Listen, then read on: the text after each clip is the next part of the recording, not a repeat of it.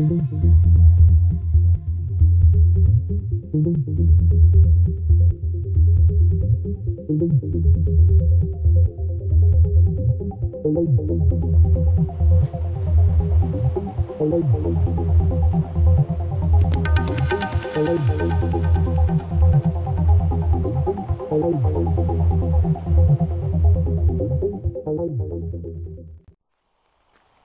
you doing, guys? It's Chris from Northland Bushcraft. I'm going to do a quick video. I was going to do a part 2 of the fire series, and then I got thinking about it. You know, it's one of those things you need to experiment on yourself. And that's all part of it, right? It makes it fun and enjoyable. Using different types of materials for tinder to get your fire started. So what I think I'm going to do instead of doing that, you know, with hunting now being in full swing in most areas, and this is typically the time of year when most people get lost in the woods, especially in northern Canada, moose hunting, when you're traveling for miles and miles and miles within the bush. It's not uncommon for, you know, search and rescue teams getting deployed to go out and look for people. So I think I'm going to do a quick fire demonstration on utilizing all those materials at once to help secure the best fire source and getting a good fire going in the event things go a little sideways. So you stick around and we'll go collect a few materials that I'm looking for, which is like the cattail, the cedar, some birch bark, and some dried wood, and then I'll show you what I've done, and we'll light her up. Okay, stand by. Alright guys, I've collected a few materials here. What you got in front of you is birch bark, cedar bark, which is the fiber. Again, you just scrape it off the tree with the back of your knife. Cattail, and just a dried stick. And I'll demonstrate how all this is going to come together in a second.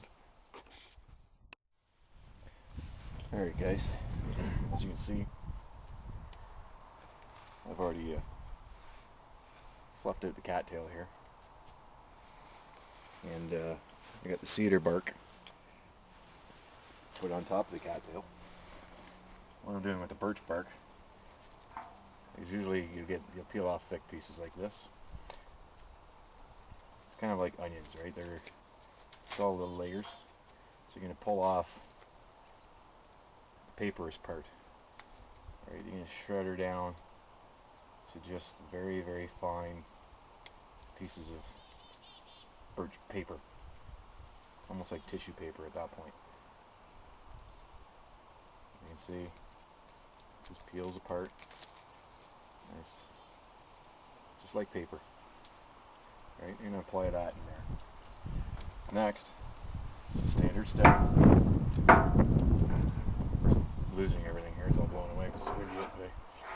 I'm just making shavings. Thin shavings from the wood.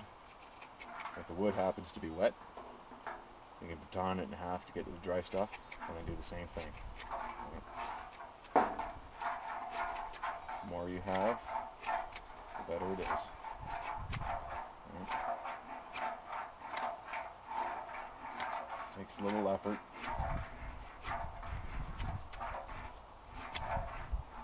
Very, very little effort to do this.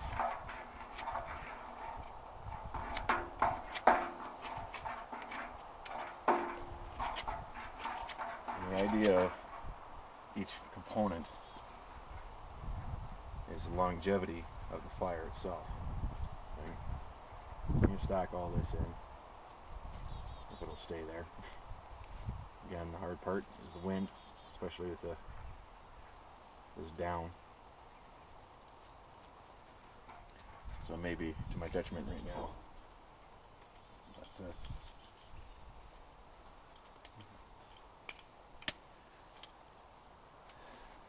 and then again, you take your fire steel, as normal.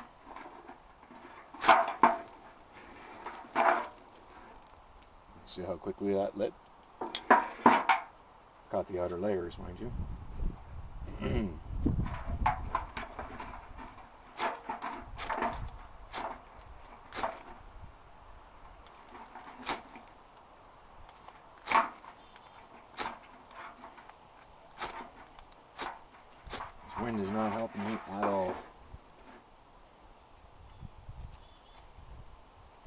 That's what makes it interesting.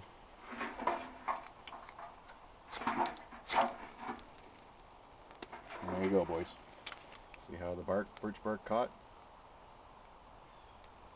Cedar's going now. The wood chips are going. Got a sustainable flame. You can add more tinder to it as you need. You can add more shavings. Get these things going. This is what's going to keep you alive when all hell breaks loose out in that bush. It's going to keep you warm. And if you're a smart hunter, you at the very least would have brought some form type of shelter with you. Even if it's just a lightweight space blanket. Better than nothing. Right? And there's your cattail. It's that easy, boys. The nice thing with the cattails, when they're bundled up like that, they stay dry. There's nothing to peel them apart. Birch bark, we all know, will go. Cedar bark, it goes. It takes nothing. As you can see, still got lots of flame there. Give more than enough time to get your kindling on there and build your fire. Hope that keeps you safe. Well, as you're seeing, guys, it took me no effort at all to start a fire very quickly, even with a pretty good gust of wind coming through around my property right now. There was nothing to find those materials. Took me seconds to prep it, and you hit it with the fire steel. You got your flame. It's a sustainable flame because you've incorporated not only the birch bark and the cedar bark, which is going to hold a little longer of a flame, especially the cedar bark, but you also incorporate the wood shavings, which is going to prolong things for you while you start stacking your kindling on top of it to get your fire started. Like I say, if you're going to be in the bush, especially the hunters in this time of year that are out on long treks, I would highly recommend that you take a look at my firearm survival kit, because if you do have the benefit of having the synthetic stocks, you can store lots of items in there, like your space blankets. I wouldn't leave without one. They're lightweight. Even just your backpackers, you should carry one of these as well. Great for signaling, an impromptu shelter if required. As you've seen, seconds to get that fire going. You'll spend more time just collecting your firewood for the evening if you have to bed down overnight. That's going to take the most of your time, finding your firewood to keep you nice and toasty warm for the remainder of the evening. Space blanket's going to reflect the heat back down onto you, so it doesn't matter. It could be -40 out. It's going to help you. Right? Worst case scenario, being in Canada, we have a lot of birch, we have a lot of cedars, or other evergreen type trees. Cut down a few of the boughs off of there, make a quick A-frame out of it. It takes nothing to do that either. You can even lean them up against trees and just kind of tuck yourself in underneath it. A little bit of shelter gets you out of the elements as best you can. And again, then you get your fire going.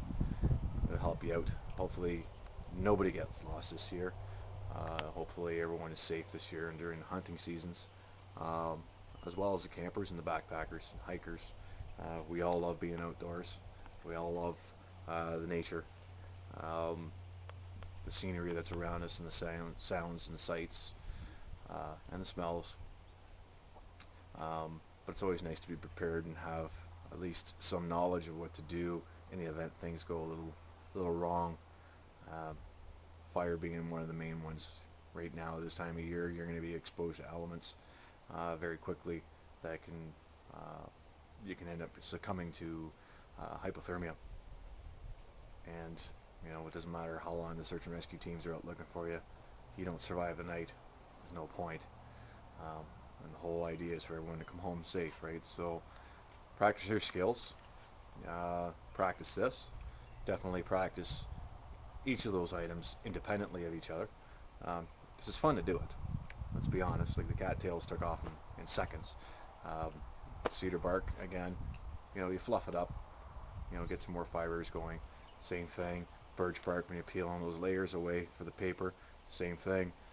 Try and do it all independently of itself as well, because some materials you may not have. So practice with it, learn how to use it, and then throw it all together and build a good fire. All right. So this year, stay safe, and remember, day stop learning is the day you're dead.